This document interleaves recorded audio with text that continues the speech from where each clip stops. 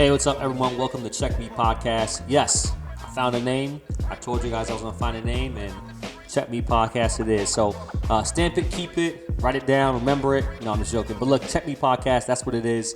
So today, I'm a Philly fan, if you haven't noticed. I'm a big on Philly sports, the Flyers, the Sixers, the Eagles. I'm all Philly sports, the Phillies. I'm all Philly sports. I'm a Philly fan.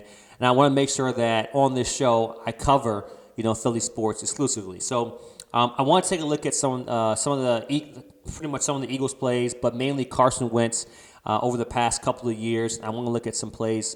Just one big play Jason Kelce made this year that shows why he's a Pro Bowler. He's an All-Pro player, and we'll also go over Ben Simmons and the Lakers as well, since we're playing tonight. But I want to really go over Carson Wentz and talk about his development as a quarterback. Carson Wentz, in 2017 was amazing. That was a great year for him. But his development as a quarterback has kind of been stagnant over the past couple of years, stalled out, hit a wall. We're gonna cover some plays where Carson Wentz still shows his immaturity in the pocket as a quarterback. There's no reason as a quarterback you should throw interceptions on first down with the lead. And that's what Carson Wentz has done consistently over the past 2 years. So we're going to go over 4 throws that I pulled from the past 2 years where he's thrown interceptions on first down, and when he didn't have to, when he had other options. And then we'll also take a look at some of Jason Kelce's plays, where one play with Jason Kelce where he was just exceptional this year at the beginning of the season. But going to Carson Wentz, let's dive into the film. Let's look at some of these throws. All right, so let's take a look at one of Carson Wentz throws here. Just really understanding down and distance. So first and 10, you got the ball. You got a minute 44 to work before the half. You're up 17-0. No need to rush. Make a mistake here. You're getting a 4-man front. It looks like they're gonna. I'm not sure what defense looks like. Some type of zone they're gonna play. But just Carson Wentz understanding down distance and no need to push the ball downfield here. At worst case scenarios, you get a field goal out of this, and the goal is to put points on the board. So Carson Wentz, we talk about development over years. He drops back, gets pretty much a clean pocket. Good chip by Greg Ward here. You got Boston Scott come out the backfield, and then it looks like Zach Ertz going on an out route. The linebackers are already starting to backpedal. So as the play develops, you have Ertz wide open on the sidelines. You have Scott still an option on the backfield, and Ward, who with the chip, and then coming out to the flat. You have 3 options here. If there's nothing downfield, take this. Or immediately take this. It's first down. No need to get a big chunk right now. What does Carson Wentz do? Throws the ball downfield and throws a pick. Right? You can't do that. Just going back to the play. Once again, Carson Wentz had options. Maturity as a quarterback, right? Understanding, hey, look, no need to be a hero on this. Take what the defense is giving you. If it's quick there, pop. And this is why some of the veteran quarterbacks are good. Breeze, Peyton Manning, Tom Brady. They see this and they say, okay, great. We'll keep on hitting them, nickel and dime them upfield. It's okay, nickel and dime. Carson Wentz. Now, I do trust Carson Wentz's arm power. He has arm that can push the ball in there, but you can't do this. All right, so one play, right? Carson Wentz doing it one play. Let's take another look. Carson Wentz, same as that game, less than 15 minutes, 1 quarter later. Same thing, first and 10.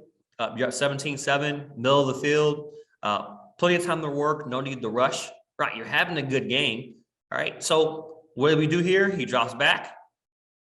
And the offense has, Doug Pearson's offense allowed and did a good job allowing Carson Wentz to options to throw out of. So he drops back. He immediately looks, right? So he's basically what he's saying is the corner bailing right here, and he thinks he has this stop on the out. He steps up in the pocket. What does he do on first down? Tries to push the ball downfield. Now, what do we see here? We see an open Scott. We see Ertz settling down, right? They're obviously fleeing, look like some type of, deep third or quarters coverage. What does he do? He tries to push the ball down the field and throws a pick. Now, if you go back, just go back slightly. Look at Boston Scott come out the backfield. You go to that now. Go to that. Right? These corners, they can come up and make that play. Hightower, he sits. I don't even know if he even comes to the ball. He waits for the Hightower waits for the ball, but Carson Wentz, you can't do that. Now you say, hey, look, he's with Frank Wright, different offense, different scheme. No, Carson Wentz won't do that again. Same scenario. You're in overtime, 1st and 10, in your territory. No need to be a hero and push the ball down the field. Let's look at Carson Wentz, right? He takes the ball back, takes the snap, right? Clean pocket. You have a good pocket, plenty of time, right? Out the backfield, who do you have? You have Taylor. You could throw it to 84 out there in the flats, and you have that tight end, Kyle, whatever his name is, who's wide open, right? What does Carson Wentz do? He's sitting in the pocket. It's a clean pocket. He takes the ball, throws it downfield in triple coverage. I can't make this up. Carson Wentz, his maturity as a player over the seasons, it's not something that you can say, hey, Carson Wentz, don't push the ball on the field, because that's his nature, is to push the ball on the field. He has a big arm. He wants to use it. He's not comfortable throwing these dink and dunks. Now, the dink and dunks work. Get those backers to come up, slow down the pass rush, right? It's a psychological game when you can get the ball out quickly. The defense is like, I'm working hard. Why am I not against the quarterback? He's sitting in the pocket. He has plenty of time. What does he do? Instead of taking 1st and 10, right, overtime, what does he do? He pushes the ball down the field and throws a pick. Now, that was week 8. Now, at the beginning of the season, at the end of the season, right, now the Jaguars, the infamous Jaguars game, right, this is 1st and 10. All right, I can't make this up. This is part of Carson Wentz as a player. 1st and 10, right? It's no need to rush, right? Still close game. You score once, you score a touchdown, and you're back in the game. On their side of the field, 1st and 10. Carson Wentz. All right, let me turn sound down here. Carson Wentz steps back. Now, look at what he has here, right? He starts to pump fake. Now, he's moving the defender. Pump fake, move the defender. Throw it to your best player, Jonathan Taylor, on the fly here. What does he do? Pumps. The defender's already moved. Now, he's right in your vision. Go to Taylor right now. It's 1st and 10. No need to be a hero. What does he do? Throws a pick to a backer. Right? This is part of Carson Wentz's nature. Right? It's not something that I'm making up here. It's not something that I'm just trying to make up. This is a sound good story, but this is part of his nature. This is what he does. So that's like the main reason why I wasn't too worried about us losing Carson Wentz, because when you think about development as a quarterback, these are things you have to be privy to as you get old, as you mature in the league and you marinate yourself in the league and have longer years in the league. Being able to throw your check down and understanding that, hey, what I do earlier in the game can affect how the defense reacts later in the game. So there'll be times where you can push the ball down the field, but Carson Wentz, he continues to make plays like that, and it just makes you kind of scratch your head. So a couple basketball news. So basically the Brooklyns are not taking any trades for James Harden. There's been murmurs or rumors that James Harden wants to leave. He's not happy. He's tired of playing and Kyrie not being there, and then Kevin Durant's out. He avoided a huge knee injury, which is great. But I don't know why James Harden wants to leave. You're in a perfect position. You're perfect talent for you, James Harden. Why does James Harden want to leave? Once those guys get back and they start playing together, which has been a while, it's been 2 years. Once they start playing together, they're going to be dominant. I don't see anybody beating them. But the question is if they play together. So the Brooklyn Nets are not taking any trades on or for James Harden, so he looks to stay there. Another quick note, Kelly Oubre had a game last night. Kelly Oubre had 39 points on 12 of 18 shooting. The kid was 10 of 15 from the three-point line. This is like he's a little modern-day Prince. This is probably Kelly Oubre's best game in his career. Coming off the bench, too, played 35 minutes. His plus-minus was plus 27. I like Kelly Oubre when it comes to him just being a scrappy player, but if he's three-point shooting like that's crazy. The score of the Hornets-Pacers game was 158 to 126. There's no defense at all. And then I want to go over, just talk about Ben Simmons.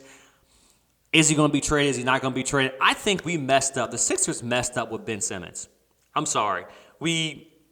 At the end of the season last year, yes, Ben Simmons choked. We saw it, right? We saw on TV. I think everyone was mad. I was mad. I wanted to punch my neighbor's cat. I was not happy what Ben Simmons did, and he literally, he froze. He put his tail between his legs, and one of the biggest games of his career.